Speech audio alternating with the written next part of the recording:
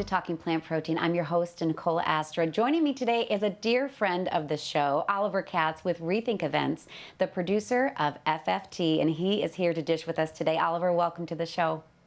Thank you for having me, Nicole. Always a pleasure. So my first question, of course, is congratulations. Tell me about your promotion. Thank you very much. So essentially become senior conference producer at Rethink Events. So I'll be taking on a little bit more responsibility, helping out a new conference producer who's just joined, showing them the ropes and hopefully passing a little bit of wisdom onto them as well. How long had it been since Rethink has done an in-person event? So our last in-person event was actually in September 2019, which was actually my first event joining the company. So I had a taste of in-person, and then a couple of months later, we were planning to go out to San Francisco to fly out there. And about a week before that happened, obviously the pandemic hit, so we had to shut that down and cancel that, which was obviously devastating. And obviously the team put in so much work into that event, but I think we've come back really strong and been delivering some really impactful virtual events, and now slowly starting to see the return of physical events. Our September summit that happened last week was the first time we were actually welcomed people into the studio for the first time in 2 years. And how many attendees, in person and virtual, did we have last week?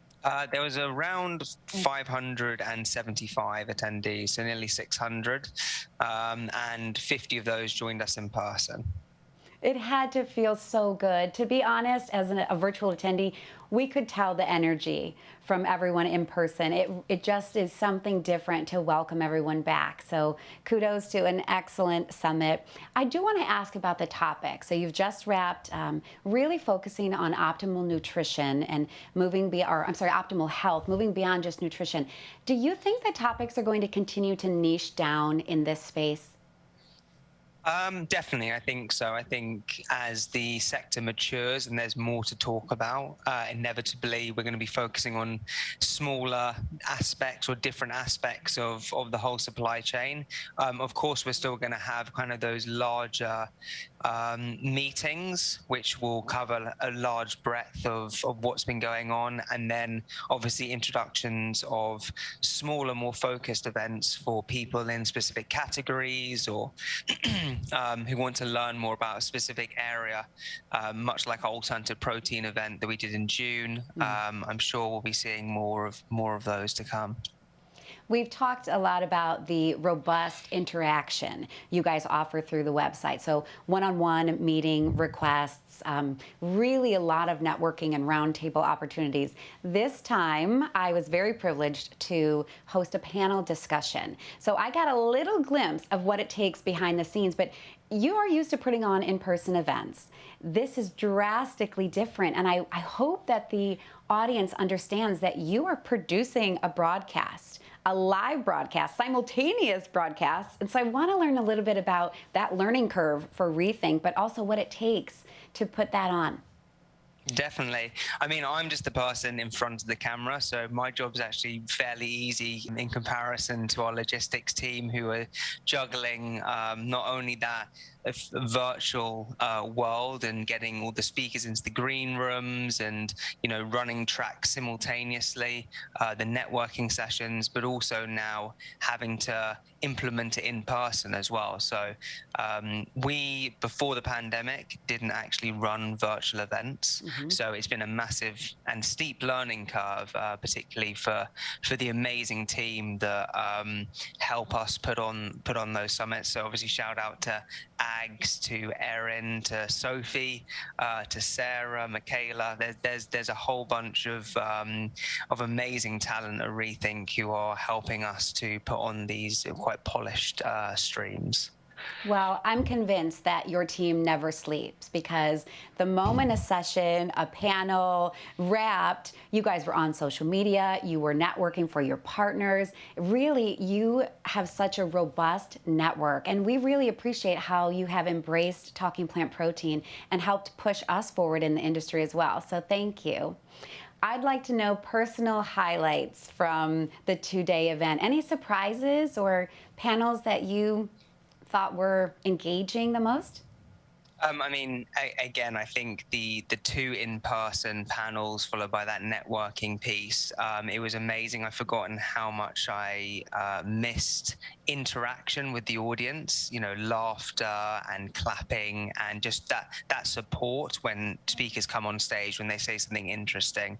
I think that's just really well needed, and brings a whole nother dynamic to what we're talking about. Makes it a lot more real. So definitely that was kind of my main highlight, was being able to do that again. The opening session was brilliant. So that was looking at nutrition security, and we had some amazing kind of leaders within that space from Danone, from who else was on that session? It was Tufts University, who was chairing Katie. She's an amazing moderator, as well as Huel, kind of that the meal kind of replacement startup in the UK. We had Abbott on there, and of course ADM as well. So it was a really dynamic Powerhouses, yes. Exactly, yeah. So from different angles as well. So it's really interesting to see all of their points of view, but also discussing collaboration there. The Step Up to the Plate session as well with Blue Heron Creamery, looking at their new cheese through fermentation. It's just great to see food actually being showcased, and hopefully soon we'll be able to actually try it at the events. So fingers crossed for that. And then finally, things like the business hours networking as well, just bringing people together as again on a virtual platform, but it's really nice to see that interaction.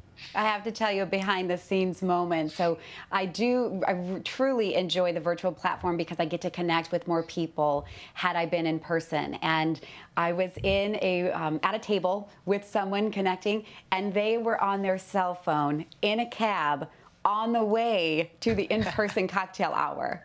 And so one, it just shows that the importance of soaking up every ounce of what you have to offer. And so he was networking even in the taxi cab, and I absolutely loved that.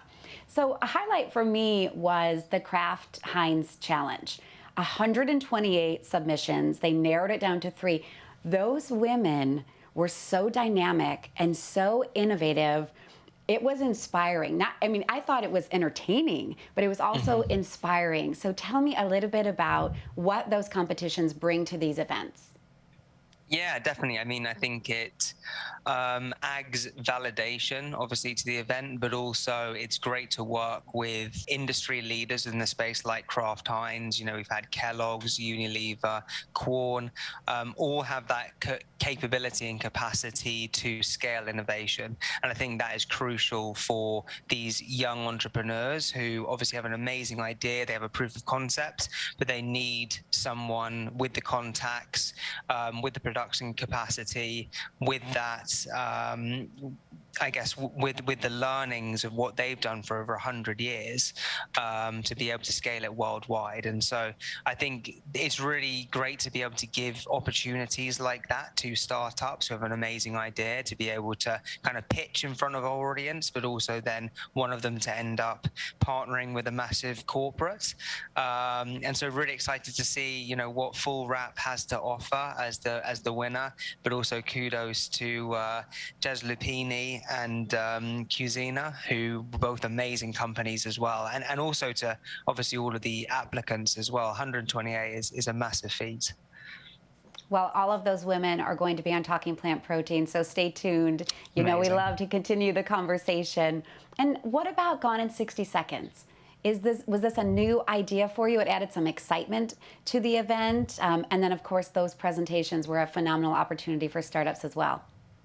Yeah, so that was a new thought process, a Rethink, just to kind of jazz up the typical kind of tech showcases that we do, where we bring on startup founders to pitch in front of dragons, and so it also gave the audience an opportunity to be involved in that kind of decision-making process. So to begin with, kind of very quick kind of elevator pitches, as it were, 60 seconds, and then the audience has the opportunity through the polling application to vote for their favorite or four of those that they want to then bring through to the next round.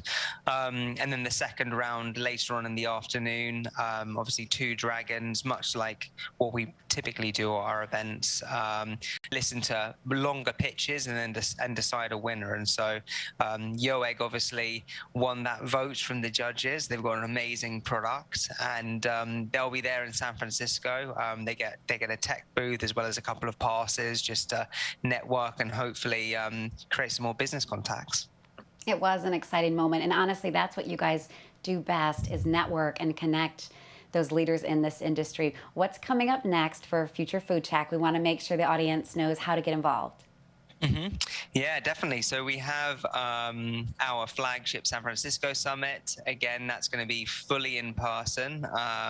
That's on the 24th and 25th of March, and it's part of the wider Agri-Food Innovation Week that we do. So we'll have Animal Ag Tech, World Agri-Tech, and Future Food Tech all throughout that week. So that's very, very exciting. And a chance for rethinkers to also go out to San Francisco, which is a nice perk.